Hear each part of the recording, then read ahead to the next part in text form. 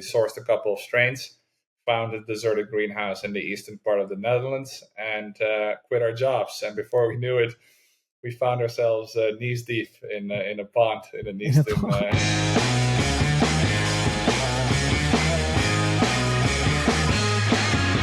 When I see your videos, I see this image of this green item on a pond, right? Is that how it sort of, you're like, hey, how could I be super efficient with this? We soon realized that existing supply chains or agricultural side streams just don't make economic or food safe sense. And so that really got us to diving into the world of novel plants or rubisco containing organisms.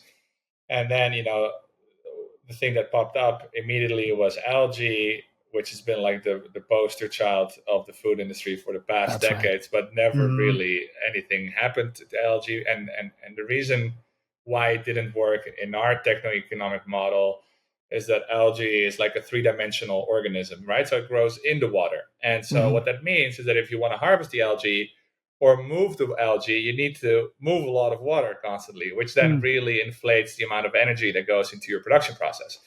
Now, here comes lemna, which is a two-dimensional organism, right? So it's a small leaf that floats on the surface of the water. So you can leave the water in one place and just skim the surface and harvest the lemna that way, instead of moving a lot of water around, which really reduces the overall energy balance and your unit economics when it comes to cultivating these organisms. And so then it's really rich in protein.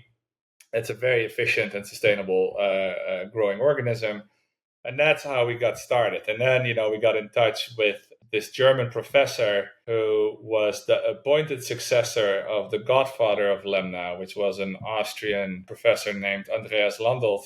We got in touch with him to really learn more about lemna, what strains work, because it's as a plant, it consists of over 1,000 different strains, all with different compositions, sizes, growth rates. So, once again, whole black box that we dove into.